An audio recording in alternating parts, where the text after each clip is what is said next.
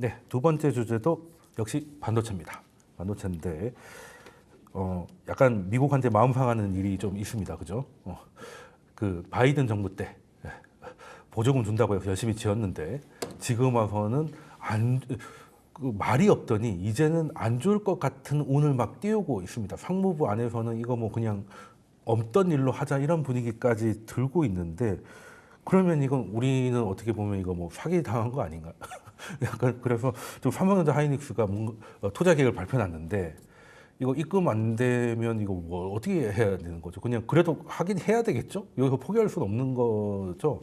이거 어떻게 보십니까? 공교롭게 또 이 주제 우리 배종철 소장의 다른 방송에서 나눴던 주제여가지고 네. 사실은 이제 뭐 제 의견은 간단합니다. 네. 보조금 축소하면 투자도 축소하면 됩니다라고 말씀을 드렸었고 네. 그리고 어떻게 보면은 지금 이제 삼성전자 같은 경우에는 상당히 많은 투자 약속했었어요. 최대 그렇죠. 뭐 몇백조 원 정도까지도 네. 올라갔었고 근데 그게 다 파운드리 공장이거든요. 네. 그 얘기는 미국의 메모리 공장을 짓는 건 실익이 없다라는 얘기를 다시 방증하는 거고 오직 파운더리 같은 경우는 최종적인 고객 팹리스 기업들이 미국에 대부분 있다 보니까 그렇죠. 그 메리트가 있다고 생각을 했던 건데 문제는 삼성전자가 TSMC와 좀 다른 상황이라는 거죠. 그렇죠. 그 파운더리 제일 힘들어하고 있지 않습니까? 그러니까 기술적 문제를 떠나서 네. TSMC는 사실은 고객이 줄을 서가지고 가져가는 맛집인데 네. 삼성전자는 공장 가동률을 지금 뭐 어떤 건 공장 20-30% 얘기가 나와요. 기존에 있는 공장도 일감이 없어서 놀리고 있는 상황에서 대규모 투자를 미국에 할 이유는 전혀 없는 상황인 거죠. 그렇죠. 그렇기 때문에 근데 이미 약속을 했기 때문에 나 공장 축소하려라 말을 못하는 상황인데 그래 칩스법에서 보조금 없애거나 취소해 그러면 우리도 거기에 비례해서 투자 축소할게라고 떳떳하게 얘기할 수 있는 좋은 멍석을 깔아주는 효과가 있어서 네. 저는 어떻게 보면 한국 기업한테 오히려 엑짓할 수 있는 투자 규모로 엑짓할 수 있는 기회라고 생각하고 있습니다. 울고 싶은데 그냥 뒤통수를 확 때려준 거. 그럴 수도 있겠네요. 소장님도 똑같은 의견이십니까? 전 좀 다른 의견인데 네.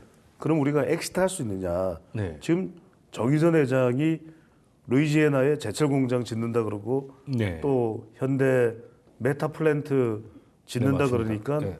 뭐 연신 윙크를 하면서 네. 뭐 사실상의 표현은 I love you잖아요. 네, 그렇죠. 고맙다. 렌트리 루이지애나 주지사는 만면에 미소를 띠고 트럼프 대통령은 또 절친이에요, 두 사람이. 네. 근데 무슨 이야기냐? 저는 트럼프 대통령이 지금 관세를 하는 것도 그거예요. 미국에 와서 생산해라.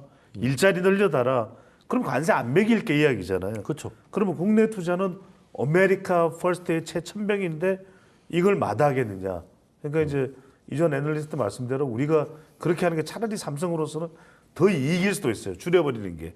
그런데 어디 소비처도 없는데 자꾸 공장만 지으면 뭐합니까? 또 국내에서도 왜 국내에서는 일자리 자꾸 또 우리는 미국으로 가버리느냐는 그러니까요. 원성도 드는데. 근데 이 부분이 이제 보조금 관련되는 부분에 대해서 상당히 이제 주기 싫어할 거예요. 트럼프 대통령은 뭐든지 안 줄라 그래. 네, 그래서 돈 그런지 아껴야 되니까. 돈을 많이 벌긴 했던데.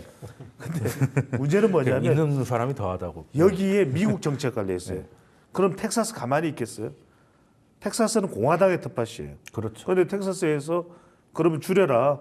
그러면 뭐 트럼프 대통령 보조금 안 준다니까 뭐 삼성 반도체 안 들어와야 된다. 난리가 날 거예요. 텍사스는. 테일러 씨는.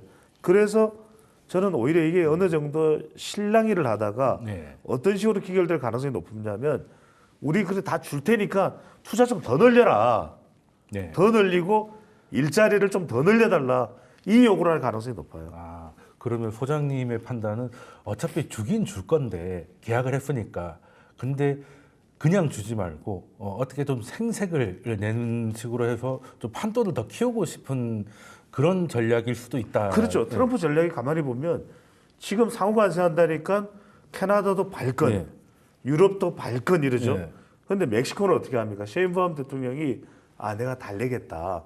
네. 그러면 트럼프 대통령은 멕시코에 오히려 더 혜택을 많이 줄 거예요. 네, 뭐 자기 멕시코한테 원하는 거 이야기하면서 셰인바움, 너 관세 이럴 가능성 높아요. 네. 자충우돌이라고 말씀드렸잖아요. 네. 그러면 시간이 지나면 어느 쪽으로 기결되겠습니까?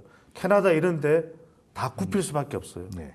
그러니까 이걸 강단 있게 밀고 갈 수 있는 사람이 트럼프 리더십이거든요. 네. 비판은 많이 듣지만 그러면 지금 애국주의 운동이 미국에 내에서 다시 일어나고 있어요. 네. 그 이야기는 결과적으로는 아메리카 퍼스트 국내 투자에 대한 걸 트럼프 대통령이 버리기는 매우 어려울 것이다. 네. 그래서 저는 결론적으로는 투자를 더 늘려달라. 네. 그때 손정희 이 네. 소프트뱅크 회장도 뭐 지나친 표현일 수도 있습니다. 목을 꽉 죄이잖아요. 네. 일각에서 발표하고 있는데 뭐더 목을 하라고 비틀었다는 그러고. 이야기도 합니다만 더 해라. 그러니까 이게 알겠습니다.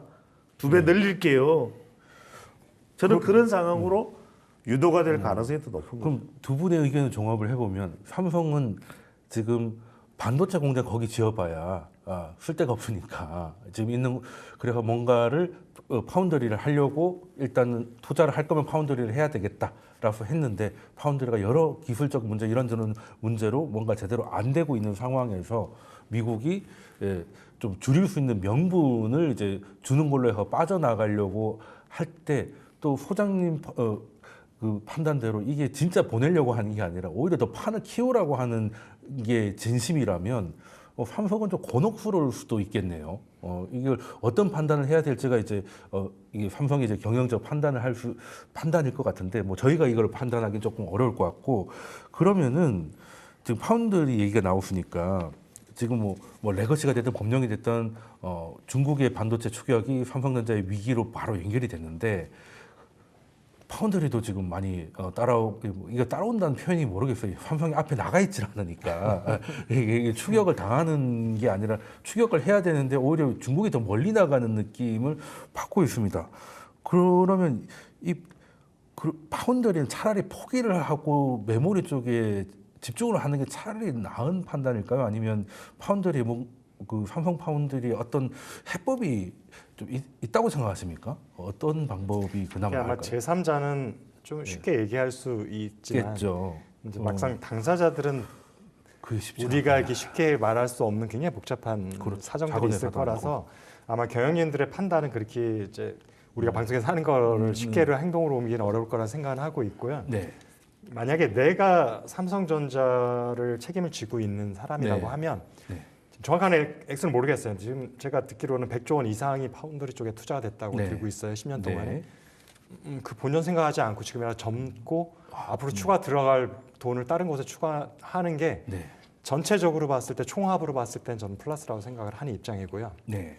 그리고 이제 그런데 이제 내부 경영진의 입장에서는 훨씬 복잡할 거라고 그렇죠. 생각이 쉽지 돼서 않겠죠. 저같이 쉽게 얘기하지 네. 못할 건데 지금 이게 결국에는 이제 중국이 쫓아오는 것 그다음 미국 공장이 다 네. 엮여 있다 네. 맞물려 있다 보니까 더 사실은 어려운 상황이라고 생각이 됩니다.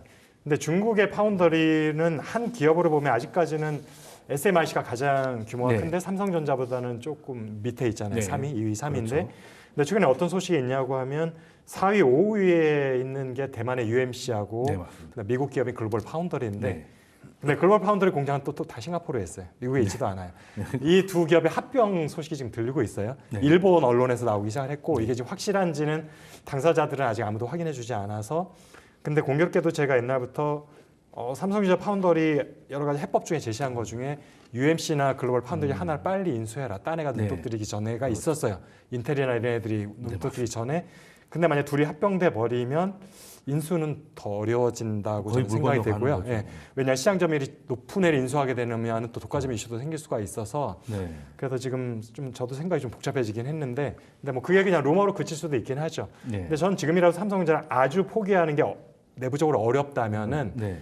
지금이라도 빨리 오랜 업력을 가지고 있고 전문적인 파운더리 업체를 인수해서 활용하는 게 좀 더 네. 빠르게 파운더리의 전체 실력을 한 단계 도약하는 데 큰 도움이 될 거라고 생각하고 있습니다. 예.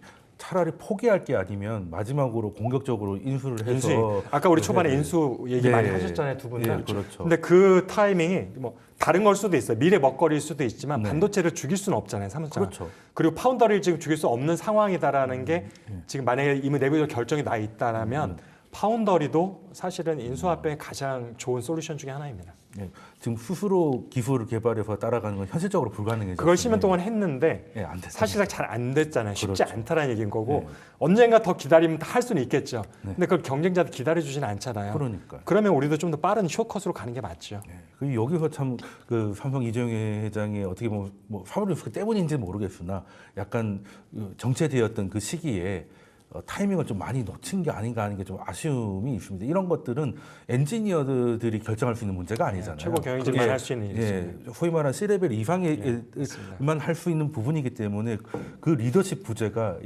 굉장히 지금 와서 인수를 한다고 하더라도 하게 되더라도 굉장히 몸값이 비싸져 버리잖아요. 사겠다는 곳이 두 곳이 돼 버리면 참 여러 가지로 안타깝다는 생각이 그 듭니다. 제가 이런 말씀을 드리는 게 삼성 바이오사이언스의 사례가 굉장히 중요한 사례예요. 네. 그러니까 어떤 특성을 가지고 있냐? 그러니까 신약을 개발하는 데 있어서는 여전히 삼성이 뭐 릴리나 파이자를 네. 못 따라가요. 그렇죠. 그런데 그 정도로 정제된 높은 수준의 제약을 대량으로 할 수 있는 거는 삼바야. 네. SK 바이오사이언스예요. 네. SK 특징을 보세요. 다 인수예요. 인수 합병을 해가지고 반도체도 그렇잖아요. 네. 하나도 보세요. 방사는 인수예요. 네, 뭐 조선도 사고 다. 조선도 인수예요. 네. 근데 삼성이 저는 그러면 삼성은 국내에서는 인수가 힘들어요. 글로벌 인수를 해야죠. 그렇죠. 그래서 제가 이걸 계속 이재용 회장에 대해서 말씀드린 겁니다. 제가 이제 개인이 제가 분석자가 뭐 특정 기업의 회장에 대해서 말씀드린 그렇습니다만 오로지 이재용 회장은 그 생각을 해야 돼요. 사람과 그 다음에 기술 네. 그것을 어떻게 확보를 내부적으로 하면 좋은데 안 좋으면 사옥이라도 해야 돼요. 네. 근데 지금 밑빠진 독입니다. 파운드리는 네. 구조적인 한계도 있어야 돼요. 저는 그래서 한 1, 2년 내에 빠른 판단이 필요하다. 네. 이걸 인수합병을 해서 적어도 한 전 세계 시장 점유율이 한 25%라도 갈 수 있는 경쟁력 확보가 가능하다고 판단되면 고! 네. 이게 아니면 제가 아까 말씀드렸듯이 다른 발상의 전환을 해야 돼요. 이게 TSMC는 미국 시장에서도 젠슨하고도 같은 대만계로 연결이 돼버렸단 말이에요. 네. 근데 손정희가 한국계라고 해서 삼성과 이렇게 짝짝꿍이 되지는 않아요. 네. 그래서 저는 이건 굉장히 냉정해야 된다. 그래서 오히려 남은 자원들을 휴머노이드에 빨리 들어가야 될 수도 있어요. 네. 그다음에 자율주행의 전장 쪽으로 네. 빨리 옮겨가든지 네. 이런 부분들을 필요하면 AI 기업을 인수합병을 했더라도 뭐 100조 정도 들으면 어떻습니까? 500조 정도 들어가면 어때요? 네. 저는 해야 된다. 네. 그게 지금 1, 2년에 달려있고 그래서 제가 아까 말씀드린 게 삼성의 주식을 저가 매수할 수 있습니다. 하지만 그 전제는 뭐냐? 이런 걸 통해서 리더십을 보여준다면 그렇죠. 3년, 매수를 5년 한번 내에 해봐라. 네. 기업의 삼성의 생존력이 다시 네. 가동된다. 구미 공장에서 네. 휴대폰을 태웠듯이 그게 있다면 오케이. 네. 아니면 네. 그러면 사실 저희가 삼성 관련해서 얘기를 하면 계속 나오는 게 리더십이 부재가 뼈아팠다는 것이고 이제 필요한 M&A를 못했던 부분이 있고 그래서 파운드리를 만약 포기할 수 없다고 판단을 했다면 지금 루머 정도로 나와 있는 뉴스에 결정되기 전에 삼성도 좀 뭔가 구체적인 액션을 보여서 비용을 다소 지불하더라도 새로운 뭔가를 좀 보여주는 게 보인다면 삼성은 다시 한번 도약을 할 수 있지 않을까. 그래서 리더십, 기술력도 중요하지만 리더십도 동시에 필요하다는 두 분 말씀 오늘은 여기까지 듣도록 하겠습니다. 지금까지 배종찬 소장님, 이주환 애널리스트 분이셨습니다. 두 분 말씀 감사드립니다. 감사합니다. 맞습니다.